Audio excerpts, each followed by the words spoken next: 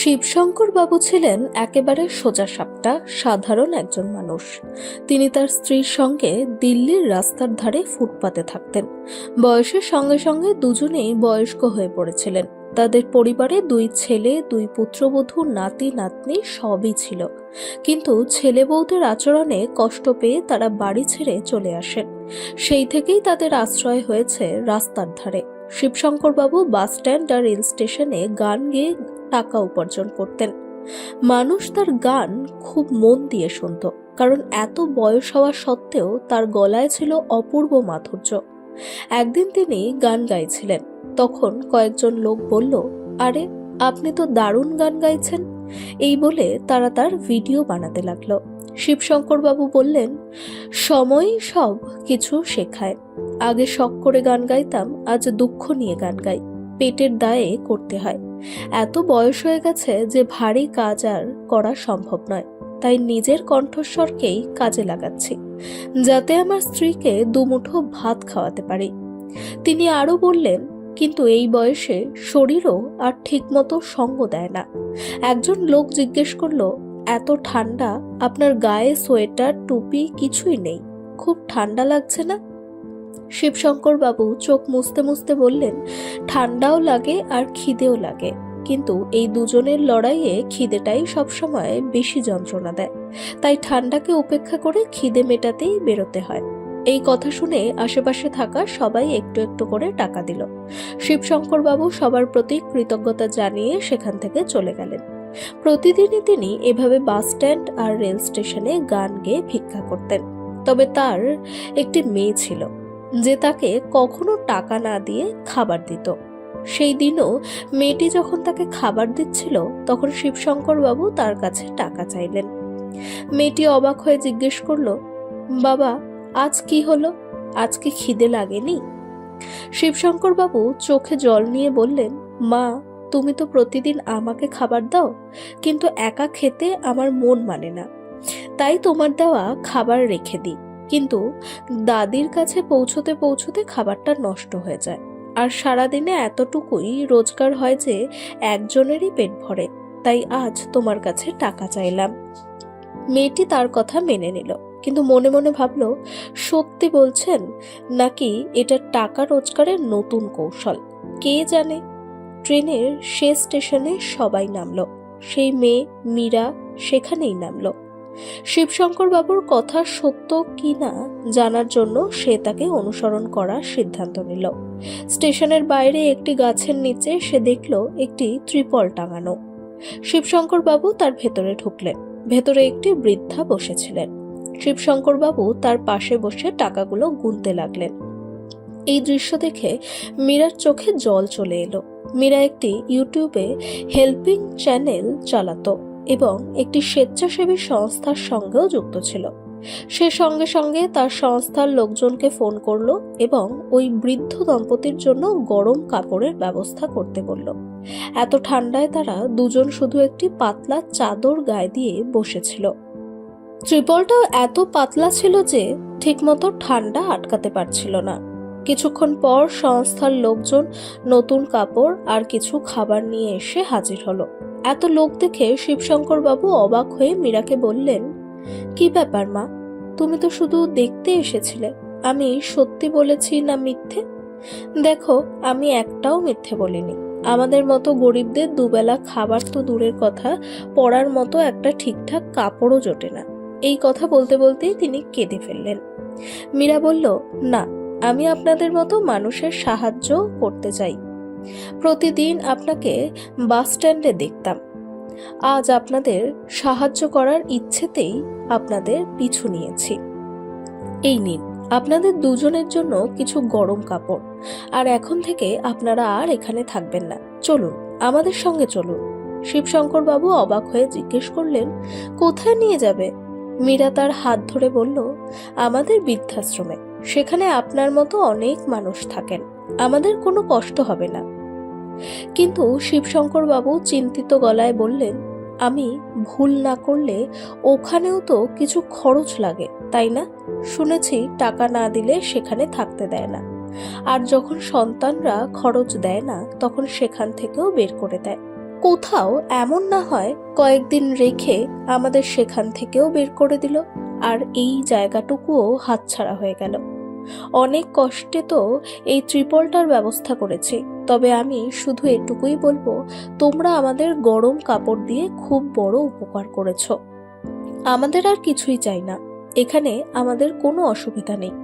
এই বলে হাত জোর করে মীরার কাছে অনুরোধ করলেন শিবশঙ্কর বাবু। মীরা বলল, আরে আপনাদের ওখান থেকে কেউ বের করে দেবে না, আপনাদের খরচের জন্য আমরা চাঁদা তুলি, এসব ভাববেন না, চলুন আমাদের সঙ্গে। তারপর মীরা একটু দ্বিধা করে জিজ্ঞেস করলো, আপনাদের পরিবারে আর কেউ নেই? মানে আপনাদের ছেলে মেয়েরা কোথায়? শিবশঙ্কর বাবু ভেজা চোখে বললেন, এখন আর কি বা বলবো মা, আমাদের 2 ছেলে আছে, তারা সবাই ভালো কাজই করে, কিন্তু আমরা তো এখন আর কোনো কাজেরই নই, তাই তাদের আর আমাদের দরকার নেই। এই কথা শুনে মীরার খুব কষ্ট হলো।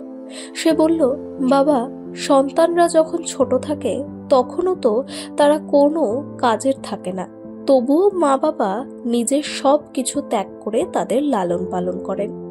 সন্তানের ভবিষ্যৎ গড়তে গিয়ে মা বাবার চপ্পল পর্যন্ত ছিঁড়ে যায়, আর সেই সন্তানরাই বড় হয়ে মা বাবাকে বোঝা ভেবে দূরে সরিয়ে দেয়। জানি না আমাদের সংস্কৃতি কোথায় হারিয়ে যাচ্ছে। এক সময় ছিল শ্রবণ কুমার নিজের অন্ধ মা বাবাকে বোঝা মনে করেনি, আর আজকের সময়ে। মীরার চোখ ভিজে উঠল। শিবশঙ্কর বাবু মৃদু হেসে বললেন, সত্যিই বলেছ, আজকের যুগেও তোমার মতো ভালো মানুষ আছে, এটাই বড় কথা। এরপর সবাই একটি আশ্রমে পৌঁছলো। শিবশঙ্কর বাবু ও হেমা দেবীর থাকার ব্যবস্থা সেখানে আগেই করা ছিল, দুজনেই সেখানে আরামেই থাকছিলেন। কিন্তু একদিন শিবশঙ্কর বাবু সেখানে এমন কিছু দেখলেন যে তার পায়ের নিচের মাটি সরে গেল। নিজের চোখকেই তিনি বিশ্বাস করতে পারছিলেন না। তিনি ফিসফিস করে বললেন, হেমা, তাড়াতাড়ি পোটলা বাঁধো, আমাদের চুপচাপ এখান থেকে বেরিয়ে যেতে হবে এই মুহূর্তে। হেমা দেবী অবাক হয়ে বললেন, কেন? এত রাত হয়ে গেছে, আমরা কোথায় যাব? হঠাৎ এমন কি হলো? শিবশঙ্কর বাবু আতঙ্কিত কণ্ঠে বললেন, এখন কিছু বলার সময় নেই, সবাই ঘুমিয়ে পড়ুক, আমি সেই অপেক্ষায় থাকি। তুমি শুধু পোটলা বাঁধো, তাহলেই চলবে। তারপর দুজনে চুপি চুপি রাতের অন্ধকারে আশ্রম ছেড়ে বেরিয়ে পড়লেন। আবার সেই গাছটার কাছে এসে দেখলেন গাছটা কেটে ফেলা হয়েছে। সেখানে এখন পার্কিং এরিয়া, সারি সারি গাড়ি দাঁড়ানো। হেমা দেবী কান্না ভেজা গলায় বললেন, এখন আমরা কোথায় যাব? জানি না আপনার আবার কি ভয় চেপে বসেছে। আশ্রমে তো আমরা ভালোই ছিলাম, খাওয়া থাকা সবকিছুর ব্যবস্থা ছিল, আবার এই ঠান্ডায় রাস্তায় এসে পড়লাম। শিবশঙ্কর বাবু বললেন, হেমা, আমি কেন ওখান থেকে চলে এলাম, যদি তুমি কারণটা জানতে, তুমিও বলতে আমি ঠিকই করেছি। মানে, পরিষ্কার করে বলুন। হেমা দেবী বললেন। শিবশঙ্কর বাবু ধীরে ধীরে বললেন, যে মেয়েটা আমাদের নিয়ে গিয়েছিল সে আর কেউ নয়, দিলীপের মেয়ে। তুমি তো জানো দিলীপ আমাদের সঙ্গে কি করেছিল আর কি করতে চেয়েছিল। নিশ্চয়ই সে তার মেয়েকেও সেসব শিখিয়েছে। একবার তো আমরা পালিয়ে এসেছি, কিন্তু সব সময় পালাতে পারবো এমন তো নয়। আমার তো মনে হয় আমাদের এই শহর ছেড়ে চলে যাওয়া উচিত। হেমা দেবী চোখ ভরা জল নিয়ে বললেন, সে দিলীপের মেয়ে? কিন্তু আপনি চিনলেন কিভাবে? আমরা যখন শেষবার তাকে দেখেছিলাম তখন তো সে অনেক ছোট ছিল। শিবশঙ্কর বাবু বললেন, যেদিন সে আমাদের আশ্রমে রেখে চলে যাচ্ছিল আমি তাকে ধন্যবাদ দিতে গিয়ে পেছনে গিয়েছিলাম। তখন দেখলাম আশ্রমের গেটের বাইরে সে দিলীপের সঙ্গে কথা বলছে। পরে এখানকার লোকজনের কাছ থেকেও জেনেছি ওই লোকটাই তার বাবা। তখনই বুঝে গিয়েছিলাম সে আমার সঙ্গে এত মিষ্টি করে কথা বলছিল কেন। নিশ্চয়ই তার বাবা তাকে পাঠিয়েছে। হেমা দেবী বললেন, কিন্তু সে তো সত্যিই আমাদের আশ্রমে নিয়ে গিয়েছিল। শিবশঙ্কর বাবু তিক্ত হাসি হেসে বললেন, বিশ্বাস অর্জন করার জন্য এসব করতেই হয়। কে জানে পরে কি করার পরিকল্পনা ছিল। চলো হেমা, দেরি করো না, আজ রাতেই এই শহর ছেড়ে যেতে হবে। হেমা দেবী বিরক্ত হয়ে বললেন, মনে হচ্ছে বয়সের সঙ্গে সঙ্গে আপনার মাথাটাও ঠিক নেই। আমাদের বয়স জানেন না? আপনি ভাবছেন আমরা হেঁটেই শহর ছেড়ে বেরিয়ে যাব, তাও রাতের অন্ধকারে? পথে পুলিশ ধরলে চোর ডাকাত ভেবে ভেতরে ঢুকিয়ে দেবে। শিবশঙ্কর বাবু একটু থেমে বললেন, হ্যাঁ, সেটাও ঠিক বলেছ। চলো তাহলে এখানেই রাস্তার ধারে একটু বসে থাকি, ভোর হলে রওনা দেব। এই বলে শিবশঙ্কর বাবু আর হেমাদেবী সেখানেই বসে পড়লেন। ধীরে ধীরে তারা দুজনে ডুবে গেলেন তাদের পুরনো স্মৃতিতে। একসময় শিবশঙ্কর বাবু আর হেমাদেবী তাদের দুই ছেলে দিলীপ আর রাহুলকে নিয়ে একসঙ্গে থাকতেন। শিবশঙ্কর বাবু শহরের মাঝখানে একটি বড় হোটেল চালাতেন। তিনি আর তার ছেলেরাই হোটেল সামলাতেন। হোটেলে এত ভিড় থাকতো যে তারা পালা করে বাড়িতে গিয়ে একটু বিশ্রাম নিতেন। হেমাদেবী প্রতিদিন তিনজনের ফেরার অপেক্ষায় থাকতেন। সংসার ছিল খুব খুশি, টাকার কোনো অভাব ছিল না। বাড়ির সব কাজের জন্য আলাদা আলাদা কর্মচারী ছিল, কিন্তু রান্না তিনি নিজেই করতেন। হেমাদেবীর শরীর প্রায়ই খারাপ থাকতো। অনেকেই বলতো রান্নার জন্য আলাদা লোক রাখা হোক, কিন্তু তিনি কখনো রাজি হননি। কাজের জন্য পরিচারিকা ছিল, কিন্তু রান্না করা আর নিজের হাতে খাওয়ানো তিনি ছাড়েননি। এভাবেই সময় কেটে গেল। দুই ছেলের বিয়েও হয়ে গেল, সীমা আর চাঁদনি।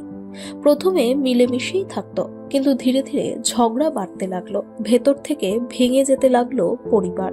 ছোটখাটো বিষয় নিয়ে নিয়মিত অশান্তি শুরু হলো। এইসবের মধ্যেই শিবশঙ্কর বাবু অসুস্থ হয়ে পড়লেন এবং খুব তাড়াতাড়ি শয্যাশায়ী হলেন। এরপর পরিস্থিতি আরো খারাপ হতে লাগলো। দুই ছেলে হোটেলের টাকা চুরি করতে শুরু করলো। ফলে হোটেলে বড় ক্ষতি হলো, আর শেষ পর্যন্ত হোটেল বন্ধ হয়ে গেল। তখন শিবশঙ্কর বাবু সবাইকে আলাদা হয়ে থাকার কথা বললেন। সেই বাড়িটাকেই ভাগ করে নিয়ে সবাই আলাদা আলাদা থাকতে লাগলো। সবচেয়ে বড় প্রশ্ন উঠল, মা বাবা থাকবেন কোথায়? দুই ছেলে থাকার ব্যবস্থা তো করলো, কিন্তু কেউই দায়িত্ব নিতে চাইছিল না। একজন আরেকজনের ঘাড়ে মা বাবার দায় চাপাতে লাগলো। যে হোটেলকে শিবশঙ্কর বাবু একসময় শীর্ষে পৌঁছে দিয়েছিলেন, আজ তার নামগন্ধও ছিল না। দুই ছেলে দোকানের কিছু টাকা হাতিয়ে নিয়ে কয়েকদিন জমিয়ে রেখেছিল, কিন্তু শিবশঙ্কর বাবু তখন সদ্য অসুস্থতা থেকে উঠেছেন। চিকিৎসার পেছনে আগেই অনেক টাকা খরচ হয়ে গেছে। শেষ পর্যন্ত দুই ছেলে সিদ্ধান্ত নিল 6 মাস করে তারা মা বাবার খাবারের খরচ বহন করবেন। মা বাবা একই বাড়িতেই থাকবেন, শুধু খাবার দায়িত্ব 6 মাস পর পর বদলাবে। পরিবারের এই অবস্থা দেখে শিবশঙ্কর বাবু মনে মনে কাঁদতেন, কিন্তু নিজের দুর্বলতার জন্য চোখের জল লুকিয়ে ফেলতেন। প্রথমে তাদের দেখাশোনার পালা এলো বড় ছেলে ও তার স্ত্রীর, কিন্তু সীমা তাদের প্রতি বিরক্ত ছিল। হেমাদেবী ভাবতেন, জানি না তিনি এমন কি অপরাধ করেছেন যে পুত্রবধূ তার সঙ্গে এমন ব্যবহার করে। বছরের পর বছর ধরে হেমাদেবী স্বামী আর দুই ছেলের খাওয়া দাওয়ার যত্ন নিয়েছেন, কখনো কারো অভিযোগ শোনেননি। অথচ আজ নিজেরই বাড়িতে তারা যেন অচেনা মানুষ। একদিন সকালে সীমা হেমাদেবীকে কটাক্ষ করে বলল, দেখুন মা, আমরা এখন আর ধনী নই, তাই এভাবে বসে খাওয়ার কোনো প্রশ্নই ওঠে না। আপনাদের দুজনকেই ঘরের সব কাজ করতে হবে। বাইরে পাপাজি কাজ করবেন, তবেই আপনাদের খাবার জুটবে। এই কথা শুনে হেমাদেবী মাথা নিচু করে সম্মতি জানালেন। পুত্রবধূর কটু কথা নীরবে সহ্য করে তিনি চুপচাপ রান্নাঘরে চলে গেলেন।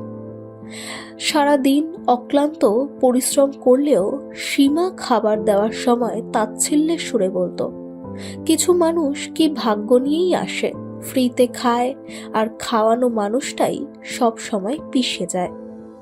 কখনো সকালে ছাড়া আর সময়ে 1 কাপ চা চাইলে চা তো দূরের কথা, কটাক্ষ শুনতেই হতো।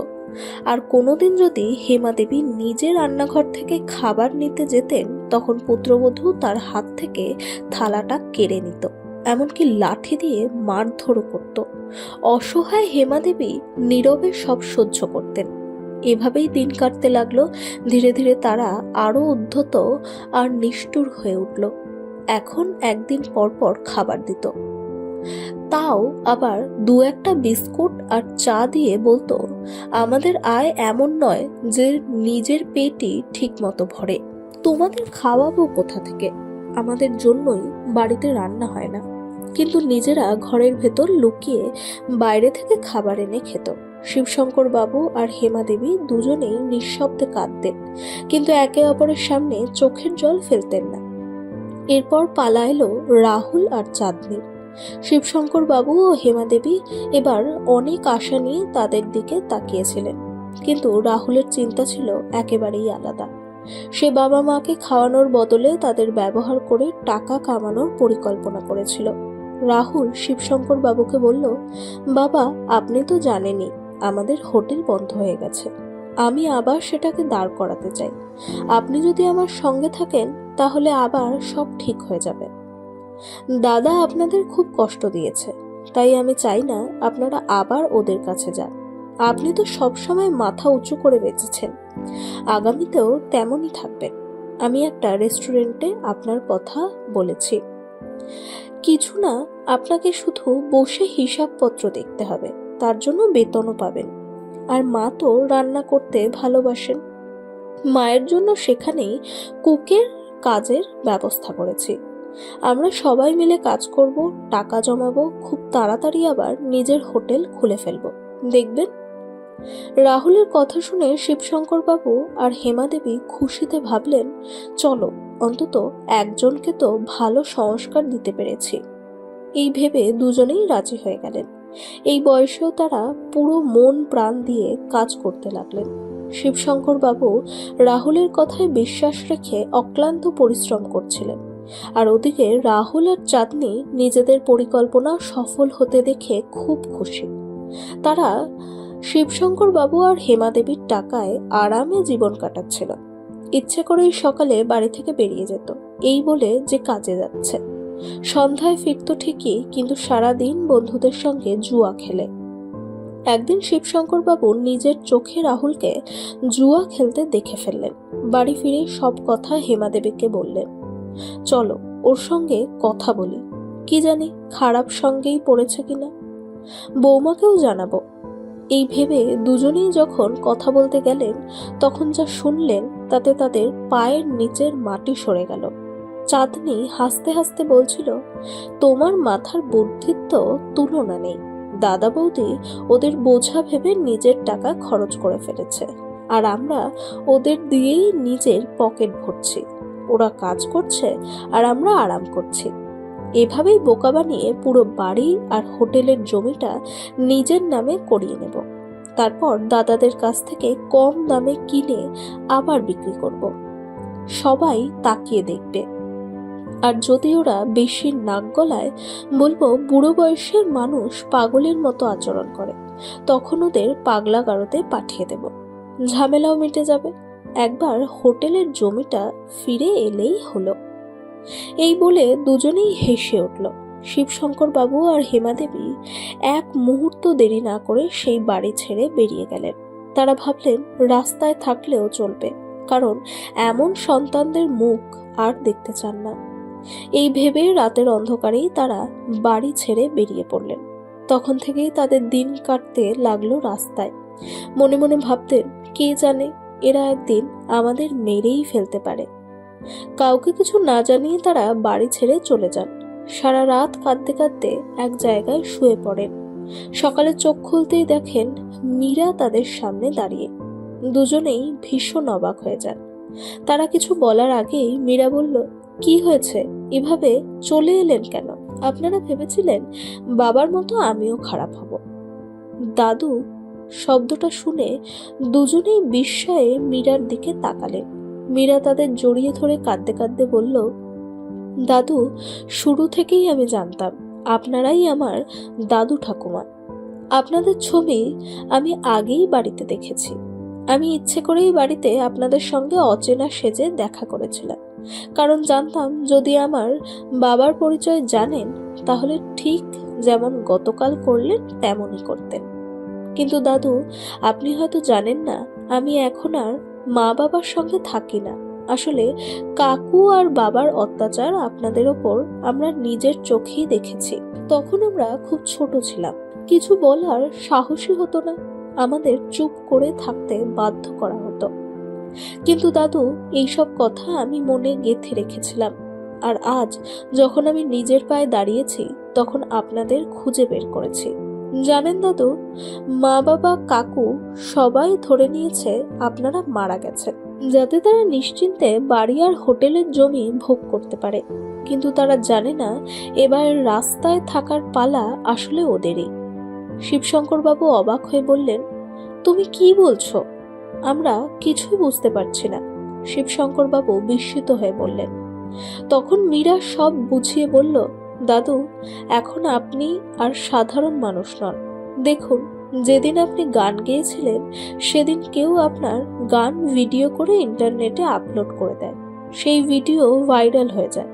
এখন আপনাকে কোটি কোটি মানুষ চেনে, আপনি বিখ্যাত হয়ে গেছেন। এই বলে মীরা তার মোবাইলে ভিডিও দেখাতে লাগলো। সেখানে দেখা গেল এক বিশাল অনুষ্ঠান, যেখানে একজন গায়ক হিসেবে শিবশঙ্কর বাবুকেই আমন্ত্রণ জানানো হয়েছে। মীরা যখন দাদু ঠাকুমাকে নিয়ে সেখানে পৌঁছলো, তখন সবাই তাদের সঙ্গে ছবি তুলতে আর হাত মেলাতে ছুটে এলো। শিবশঙ্কর বাবুর কণ্ঠ শোনার জন্য মানুষের ভিড় উপচে পড়েছিল। এত বয়সেও তার কণ্ঠস্বর শুনে সবাই হতবাক হয়ে যাচ্ছিল। দেখতে দেখতেই তিনি এতটাই জনপ্রিয় হয়ে উঠলেন যে বাড়ি গাড়ি চাকর বাকর কোনো কিছুরই আর অভাব রইল না। একদিন হেমা দেবী মীরাকে জড়িয়ে ধরে বললেন, ধন্যবাদ মা, আমাদের জীবনে এসে আমাদের আবার সম্মান আর যোগ্যতা ফিরিয়ে দেওয়ার জন্য। শিবশঙ্কর বাবু বললেন, কিন্তু সেদিন তো আমি তোমাকে দিলীপের সঙ্গে দেখেছিলাম, তাহলে তুমি কেন বলছো তুমি তাদের সঙ্গে থাকো না? মীরা শান্ত গলায় বলল, দাদু, আপনি বাড়ি ছেড়ে চলে যাওয়ার পরও ওরা মাঝে মাঝেই আমাকে আপনার কাছে পাঠাতো, আপনাকে বুঝিয়ে ফিরিয়ে আনার জন্য। কিন্তু আপনি এসব ছেড়ে দিন। এখন সবচেয়ে জরুরি কাজ হলো আপনার পরিবারের ওই রাক্ষসগুলোকে সরানো। ওদের বুঝতে হবে, যাদের তারা বোঝা ভেবে বাড়ি থেকে তাড়িয়ে দিয়েছিল, আজ সেই মানুষদের এক ঝলক দেখার জন্যই সবাই লালায়িত। এখন ওদের শাস্তি দেওয়ার সময় এসে গেছে। জানি মা বাবা হিসেবে আপনাদের খারাপ লাগবে, কিন্তু আজ যদি ওদের শিক্ষা না দেওয়া হয়, তাহলে প্রত্যেক সন্তানই তার মা বাবার সঙ্গে এমন ব্যবহার করবে। কখনো কখনো মা বাবাকেও কঠোর হতে হয়। হেমা দেবী দৃঢ় কণ্ঠে বললেন। শিবশঙ্কর বাবু বিস্মিত হয়ে বললেন, আমি অবাক, যে সংস্কার আমরা আমাদের সন্তানদের দিতে পারিনি, সেই সংস্কার তারা তাদের সন্তানকে কিভাবে দিল? মীরা হালকা হাসি হেসে বলল, দাদু, এটা আপনারই প্রতিচ্ছবি। আপনার সন্তানরা তো এই সংস্কার থেকে বহু দূরে রয়ে গেছে। ওরা সংস্কারের আসল মানেই বোঝে না। মীরা দৃঢ়ভাবে বলল। কয়েকদিন পর মীরা নিজের বাড়িতে ফিরে গেল। তাকে দেখে দিলীপ বলল, এসে গেছিস মা? বাবা মার থেকে কতদিনই বা দূরে থাকা যায়? বাবা মা কখনোই সন্তানের খারাপ চায় না। মীরা রেগে উঠে বলল, কিন্তু সন্তানরা তো মা বাবার খারাপ করতেই পারে, তাই না বাবা? দিলীপ বলল, না মা, তুই আমাদের কোনো ক্ষতি করিসনি। এখন তুই ফিরে এসেছিস, সব ঠিক হয়ে যাবে। মীরা গর্জে উঠল, আমি নিজের কথা বলছি না বাবা, আমি বলছি আপনারা দাদু ঠাকুমার সঙ্গে যা করেছেন তার কথা। দিলীপ বিরক্ত হয়ে বলল, যা হয়ে গেছে তা হয়ে গেছে। ওরাও কম স্বার্থপর ছিল না। মৃত মানুষের কথা আর খারাপভাবে বলা উচিত না। মীরা হেসে বলল, কে বলেছে আপনাদের ওরা মারা গেছে? আপনারা কোন দুনিয়ায় বাস করেন? কি বলতে চাইছিস? দিলীপ চিৎকার করে উঠল। মীরা সঙ্গে সঙ্গে মোবাইল খুলে দেখালো। বিশাল বাড়ি গাড়ি সব দেখে সবার পায়ের নিচের মাটি সরে গেল, যেন সবাই অজ্ঞান হয়ে যাবে। মীরা বলল, আজ আমরা এখানে এসেছি আপনাদের চিন্তাধারা আর আমাদের অধিকার ফিরিয়ে নিতে। এবার আমরাও শুনতে চাই দাদু আর ঠাকুমা আসলে কেমন ছিলেন। এই বলে মীরা শিবশঙ্কর বাবু আর হেমা দেবীকে ডাকলো। যেই না তাদের গাড়ি ছেলেদের বাড়ির সামনে এসে থামলো, সবাই অবাক হয়ে তাকিয়ে রইল। শিবশঙ্কর বাবু কঠোর গলায় বললেন, হ্যাঁ, আমরা সত্যিই খুব স্বার্থপর ছিলাম, কিন্তু স্বার্থপরের মতো ভাবতে শিখিনি। আজ প্রথমবারের মতো একটা স্বার্থপর কথা বলছি। এই বাড়িতে আমার নাতনি ছাড়া আর কেউ থাকবে না। 1 সপ্তাহের মধ্যে সবাই নিজের থাকার ব্যবস্থা করে নেবে। 1 সপ্তাহ পরে এখানে আবার আমার সেই পুরনো পরিবারই থাকবে, যার উদাহরণ একসময় সবাই দিত। আর যদি 1 সপ্তাহে ব্যবস্থা করতে না পারো, তাহলে যে জায়গায় এতদিন আমরা থেকেছি সেই জায়গাটা এখনো আছে, সেখানে গিয়ে থাকতে পারো। তখন বুঝবে যাদের তোমরা স্বার্থপর বলেছিলে তারা এতদিন কিভাবে বেঁচেছিল। বাবার কঠোর কণ্ঠে সবার মুখ বন্ধ হয়ে গেল। 2 ছেলে আর পুত্রবধূ বাবা মায়ের পায়ে পড়ে ক্ষমা চাইতে লাগলো, কিন্তু মীরা রেগে গিয়ে সবার জিনিসপত্র বাড়ির বাইরে ফেলে দিল আর দরজায় তালা লাগিয়ে দিল। দিলীপ কাঁদতে কাঁদতে বলল, মীরা, তুই তো আমাদের মেয়ে, আমাদের সঙ্গে এমন করছিস কিভাবে? মীরা হেসে বলল, বাবা, দাদু যখন এই বাড়িটা আমাকে দিয়েছেন তখন আমি যা খুশি করতে পারি। এবার নিজের জিনিসপত্র নিয়ে রাস্তায় থাকুন। দাদু ঠাকুমা কিভাবে জীবন কাটিয়েছিলেন সেটা নিজের চোখে দেখুন, তবেই তাদের যন্ত্রণা বুঝবেন। এই কথা বলে মীরা দাদু ঠাকুমাকে নিয়ে গাড়িতে উঠে চলে গেল, আর ছেলে বউরা শুধু হতবাক হয়ে তাকিয়ে রইল। কিছুদিন পর মীরা নিজের টাকায় সেই হোটেলের জমিতে একটি বড় সুন্দর হোটেল তৈরি করলো। অবসরে শিবশঙ্কর বাবু আর হেমা দেবী সেই হোটেল দেখতে যেতেন। বাকি সময় শিবশঙ্কর বাবু নিজের গান নিয়ে ভিডিও বানাতেন ইউটিউবে। দিনে দিনে তার জনপ্রিয়তা দ্বিগুণ, আয় 4 গুণ হতে লাগলো। আর অন্যদিকে ছেলে আর পুত্রবধূদের অবস্থা ক্রমেই আরো খারাপ হতে লাগলো। তো বন্ধুরা, আশা করি গল্পটি আপনাদের ভালো লেগেছে। গল্পটি ভালো লাগলে ভিডিওতে লাইক দিন, চ্যানেলটি সাবস্ক্রাইব করে বেল আইকন চাপতে ভুলবেন না। আবার দেখা হবে নতুন ভিডিওতে, নতুন গল্প নিয়ে।